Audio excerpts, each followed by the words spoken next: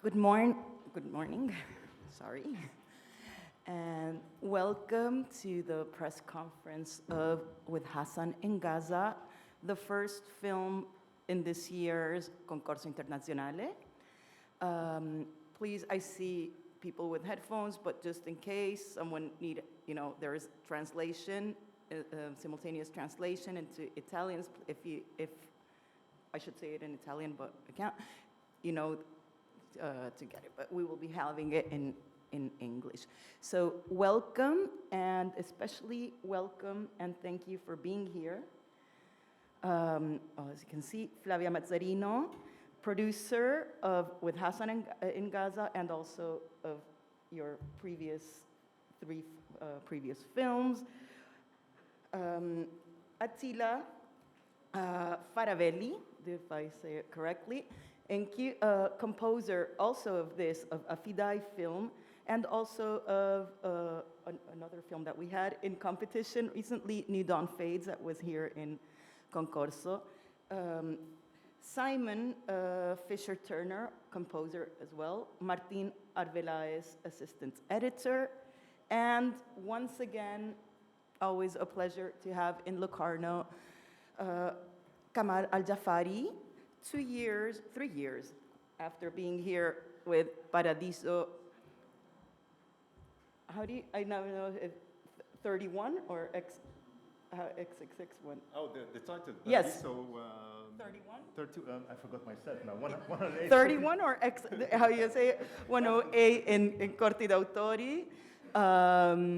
Also, jury recently for the shorts, and 10 years already after Recollection in Signs of Life. So welcome back to Locarno, that already familiar place with. But today, of course, no need, or we cannot underline enough, under very particular context, and with a very particular film that, as you mentioned, was meant to be your first film. You forgot and rediscovered, and because of that, today it was a very special process within your body of work, your own archive, your own footage revisited and intervened. We are used to your films and your intervention on different kinds of images, different natures of images. This time, the least in your work, and for that you have gathered this. You have worked with this group of people. So maybe you can start with that, of all these decisions of turning this into a film, and how you decided to collaborate and add the music, edit, to what extent. Thank you so much. Sorry, I'm very broad. happy to be here and to share this film with you in this very special moment in our life. And actually, this film was not meant to be my first film. It wasn't meant to be a film at all. And I came across the material exactly a year ago. And when I saw the mini DV with the writing with Hasan in Gaza written in Arabic, I did not know what it was, in fact. I thought maybe someone gave it to me. Because I used to teach in the past, and students would give me things to watch. And then I discovered the tape, what was on the tape, that it was in Gaza. And still, while watching, I did not know what it was exactly until the moment that I saw myself. And it's really quite unbelievable how, in fact, memory works, because I never watched these tapes after shooting them in 2001. I took them with me to Cologne, where I was studying, and I basically forgot about them. And they were there all these years, basically waiting to be discovered. And life is so mysterious that they appeared today, in this very special moment. And when I started watching the material, I realized very quickly, this is almost a found film. And that's why right from the beginning, this decision was clear, not to edit this film in the classical sense of editing, meaning that the film, as you watch it, in fact, is the same order of shots that I found on the 3 tapes. So it is really a document of life that no longer exists, and there was no need really of any interventions in the image. But of course, the material was from 2001, and the question that I was facing was what to do with it today. How to make a film with archival footage and to connect that to our time. And this was, in fact, the main work, the long work of almost 1 year in collaboration with Simon, with Attila, with Martin, in creating the sonic and textual, in fact, interventions in the film. It is very special film in many ways, and it's a kind of film that came to me. It was not planned at all. I had in mind working on something else. And this is where, in fact, cinema has really such a deep and special meaning. Because in this case, we are watching the life of a place, of people that are being erased. And I have been saying in the past for almost 10 years that an image lasts longer than a human being, and this was really the ultimate example of that. Oh, thank you. Thank you. And before opening the floor, precisely, maybe you can talk about the collaboration and not only how you work together, but all the decision of precisely that very specific and very dosed appearance of the editing and the music to precisely to produce this document. Maybe you can speak about that. So the collaboration, and that was before we open. You as well. You look at each other. What you asked Attila and Simon, for instance, to do to create, how you work together to work that soundscape, and also the editing process. I mean, it's the kind of work that you don't ask for specific sounds, but rather starting conversation. I remember the first meeting we had with Simon on a Zoom with Flavia as well, and we told Simon about the new project because this was really a surprise to all of us, to myself, discovering this material. And this collaboration has been really amazing with Simon and Attila because the communication between us works on another level of emotionality that Simon and Attila would send us sounds and we will try them out. And we have a huge archive of music and sounds that we have already for another 3 films, I guess. And we try things out, and it's all really coming from our hearts, the way we use the sounds. But Simon and Attila can talk more about it. Good morning. It was, I mean, we were reacting to something that happened a long time ago, and a memory, as you say. And it was very difficult to grasp what to do because it's so clearly alive, this place, Gaza, and it was very difficult to watch and think what on earth could I make or try out from a musical or sound point of view that would possibly fit into what I was watching. And so, as Kamal says, he has lots of music which hasn't been used because it was really a matter of trying things out and throwing things away and putting them to the side. We did some work together actually in Paris as well, but I was working in New York and sort of, for me, this sort of film, you just have to watch it and absorb it and get the film under your skin. And I think that's what I try to do. I try to give you sort of, get underneath the skin. That's almost the only way I can think of describing it. And it could be any sound or just, it's an emotional noise or sonic structure or something musical which might be able to get into this very dense sound world which existed already in the film. It's very broad already, so I don't know about you, Attila, but I think trying to get stuff in was quite difficult.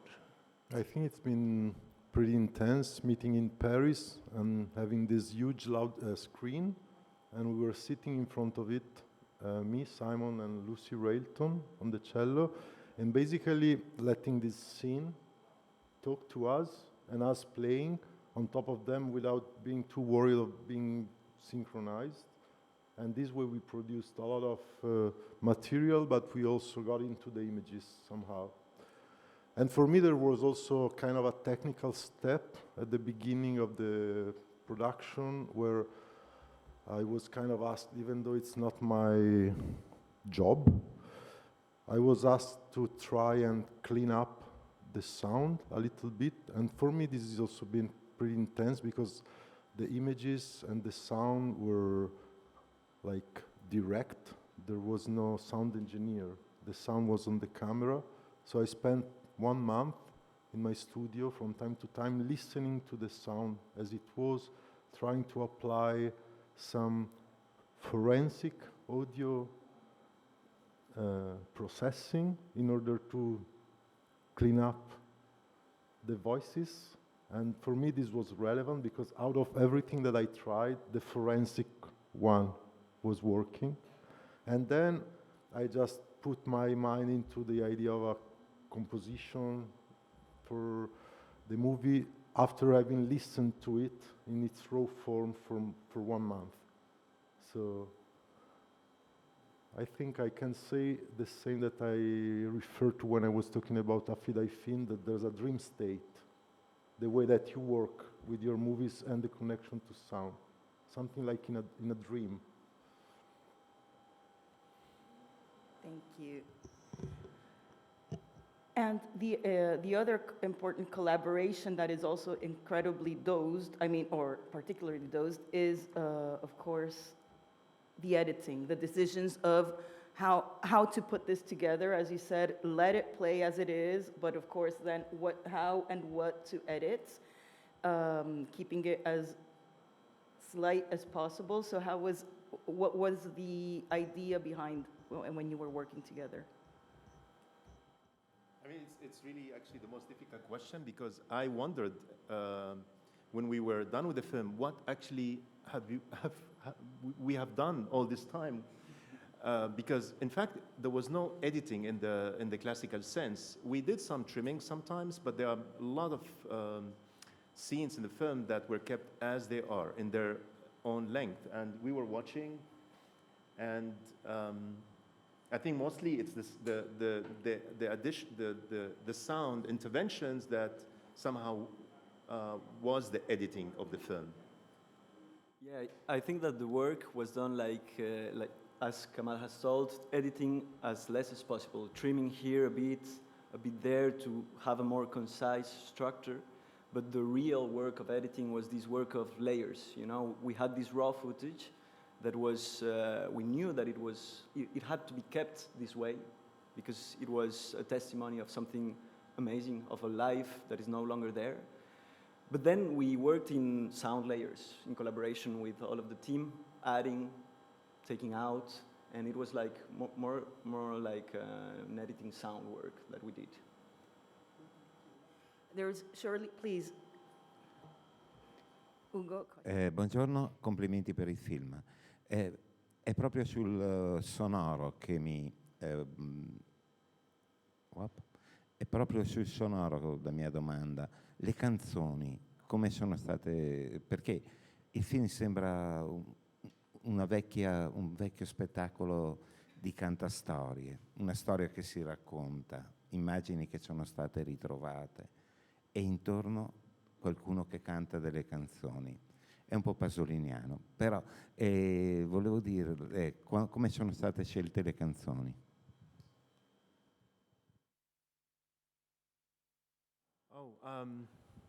Yeah, there are songs that I liked, and they are songs that I listened in my adulthood, and I wanted to share songs and lyrics from Palestine. You know, when I was traveling in the cars in Gaza, I mean, people listened to music, and this was really the main inspiration, how to use the music. There's always something coming from the radio. And the music that we ended up using is a music which is celebrating life. You know, it's about love, about being, about everything that other nation, other people is dreaming of. And there's no difference, in fact, regarding Palestine, regarding Gaza. Because usually, you know, when you see Gaza or see images from Palestine, it's always people who are in a state of hysteria. It's mostly images of violence, but the daily life, in general, not now, because we are in a really quite a state of emergency of not existing. But the Palestinian culture is really a very, very rich culture in music, in poetry. And this was very important to share. And at the same time, the work that we did with Simon and Attila was to add another layer to that, which is the layer of the distortion that we live in. The killing of normality that we are in today.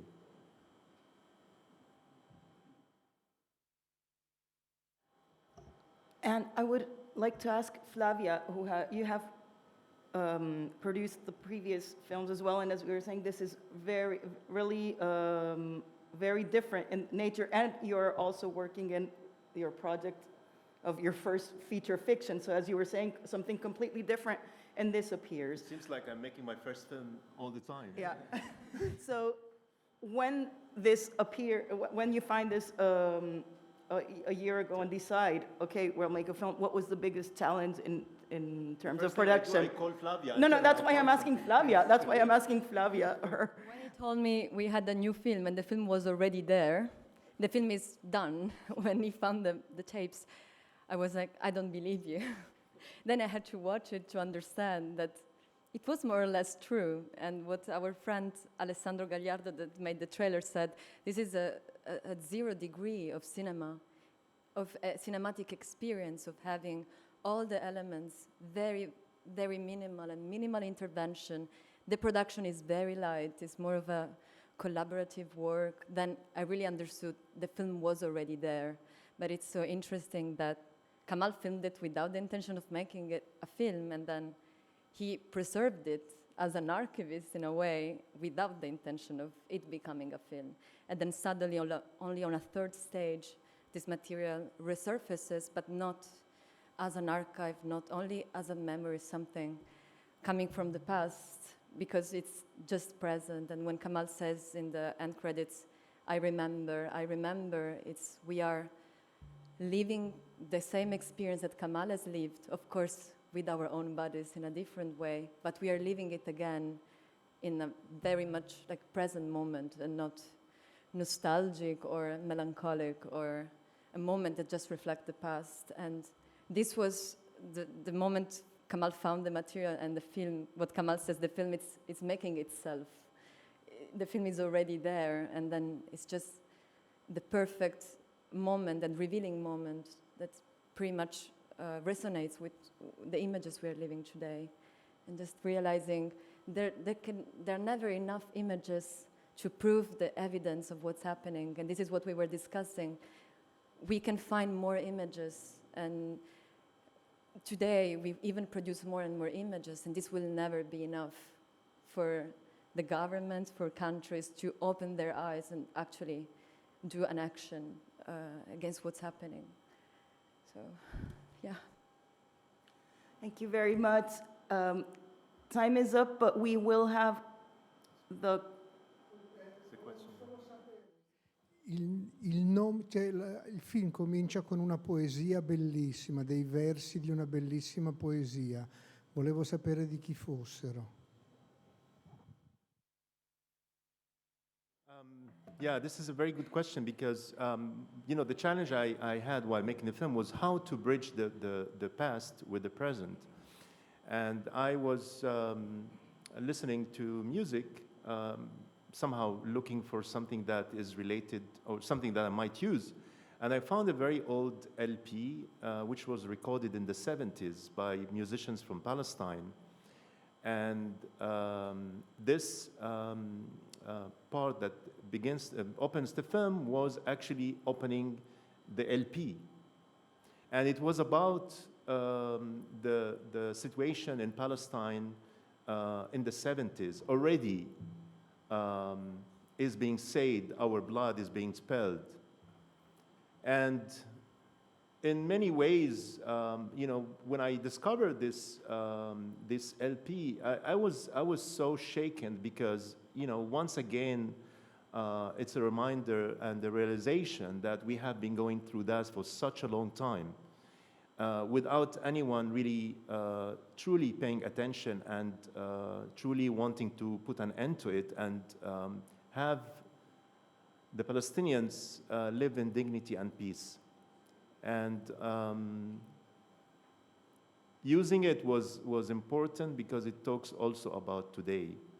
And sadly, it might talk about tomorrow as well. And that's where, in fact, making this film has been really, I wouldn't like to say therapy, but I stayed alive during this time watching this life on screen and also discovering a lot of humanity in the collaboration in making this film. And this is really one of the really most amazing and touching aspects of making this film, of living with the people that we don't know what is their fate, in fact, and working together in composing that as a tribute to humanity, finally.